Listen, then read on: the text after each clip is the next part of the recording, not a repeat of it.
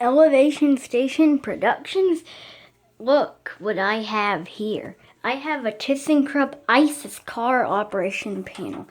I got this from my local Thyssenkrupp branch like about 5 months ago. And I'm actually surprised somebody hasn't gotten it yet, because it was sitting in their little thing for about 4 years, they said.